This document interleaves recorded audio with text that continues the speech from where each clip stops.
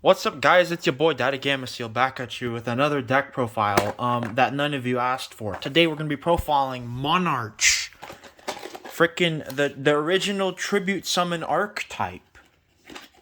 Well, I guess technically, if you want to be a little technical bum, you could say Blue Eyes is the first tribute summon archetype, or even Dark Magician. But the first true tribute summon archetype that wasn't really an archetype, but Mon Arch. All right, we're gonna hop right into it, I guess. All right, we got 3 of the boy Erebus. This boy, bro, when he's tribute summoned, you get to send 2 Monarch spells or traps from deck to grave. You spin something from opponent's hand, their field, or their grave, non-target. That's it. And if he's in the grave, you can discard a Monarch spell or trap, and then add a Monarch from grave to hand. Easy. All right. Next one we play 3 Aether. The mommy. Yeah. Basically, what she does. Well, when she's tribute summoned, you get to send 2 Monarch spells or traps from deck to grave. She specials a Monarch from deck, and then it returns to your hand during end phase. So basically, you summon someone like Karaz, Celaglare, Erebus, anything, I guess. And then if she's in your hand on your opponent's turn, you could banish a Monarch spell or trap from a grave, and then you can just tribute summon her. So basically, one of the plays you can do, you set Stormforth, and then on your opponent's turn, activate Stormforth, and then Aether effect, banish that same Stormforth from your grave, tribute summon with your opponent's thing. Easy. Yeah, she's really good. I'd say she's better than Erebus, but Erebus was like the card on the structure deck cover, so that's why I put him first. Yeah. We played 3 Vanity's Fiend. It's really good, and the reason we play 3 is because it's not searchable. Yeah. And it's really good going first. Basically, if this can stick on the board, you win. Easy. Next card's Majesty's Fiend. This is basically kind of like Vanity's Fiend, but it's actually searchable, so that's why you only play 1. It shuts off monster effects. It's not as impactful as Vanity, but like, it's still really good. Next card, Celaglare. This is basically, I replaced Karaz with this. It basically bounces something by bouncing itself to hand. And since you summoned it off the Aether, it's going to bounce to your hand anyway. So it's like, you're not losing anything, and you just get to bye-bye to your opponent's monster. Yeah. And Chemifrite, this came out in Lightning Overdrive. It's basically draw power and a free monster from Monarch. You basically go pen scale, destroy, draw, special. You get a free monster, and then you tribute it, and then it's banished. This card was made for this deck. Draw power. We played 2 Adia. The reason there's 2 is because you have a lot more ways to actually get out Monarchs now, and if you draw too many of her, it kind of sucks. And if her normal summon if her effect gets interrupted, it sucks. Also, she has a graveyard effect where she has banished Monarch spells or traps. That one's good. You get to recycle stuff. Next we play 3 Eidos. He's really good. When he's summoned, you basically get an extra tribute summon in addition to your normal summoner set. So what you can normal summon him, and then if you have like Domain or something, you can reveal the Monarch in your hand, and then you reduce its level by 2, and then you tribute him. He has a graveyard effect, so like, yeah, you basically banish him, you get Adia out from grave, and then Adia effect, you can either bring out another Eidos, or you can bring out this next card. 2 Mithra. Basically, she specials herself from hand, and then your opponent gets a token. And then yeah, if you tribute her, for a tribute summon, you get an extra tribute summon. And so if you summon her off of Adia, or if you basically Eidos in grave, bring back Adia. Adia effect, bring back Mithra from deck, you still have your tribute summon for the turn. You tribute for something, and then her effect kicks in, and then you can tribute that monster for another thing. Alright. Onto the spells. We play 3 of the Domain of the Monarch. This shuts down your opponent's extra deck. When a Monarch attacks, your monster gains 800. And you could reveal a Monarch in your hand that's like level 8, like the 2800, 1000 defense ones. And then it reduces its level by 2, so it only needs 1 tribute instead of 2. So, yeah, this card's really good going first. Yeah. 2 Pantheism, probably one of the best draw spells in the entire game, but it's a lock to this archetype. Basically, you send a Monarch spell trap from hand to grave, you draw 2, and then you can banish it from your grave on the same turn you drew the 2.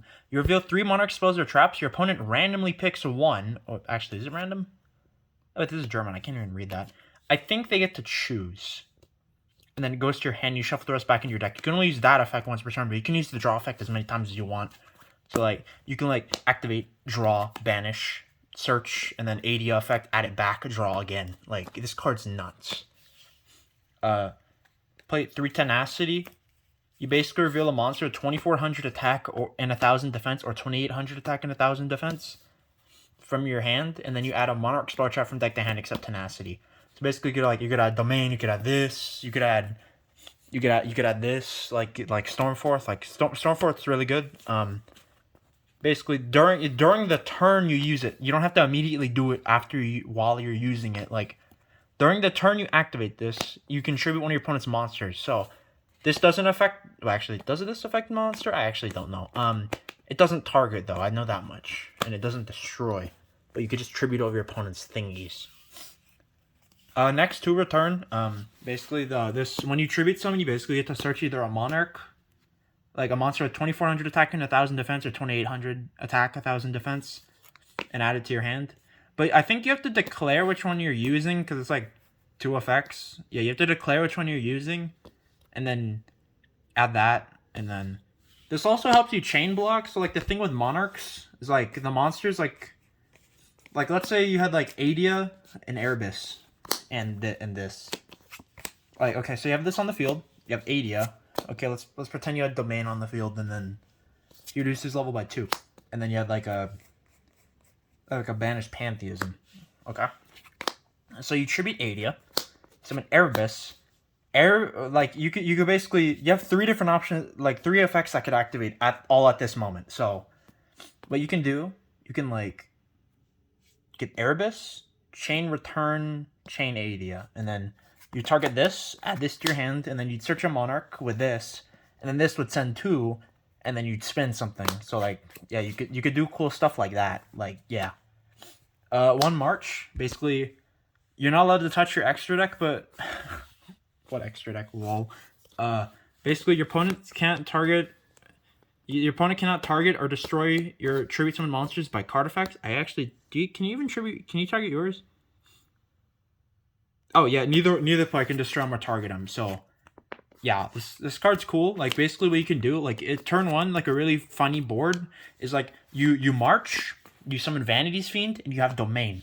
So basically you have a monster that floodgates your opponent, you have a card in the extra deck that floodgates your opponent, and you have a card that prevents your opponent from affecting said card. Or alternatively, you can have like Majesty's Fiend, March, so this already locks your opponent out of the extra deck. This Vanity or Majesty locks your opponent out of the monster effects. This prevents your opponent from targeting or destroying it. Basically, the only thing they'd be able to do is like Kaiju it, and then yeah, but no one main decks Kaiju, so yeah. So that's really good. Then you play 1/1 for 1. A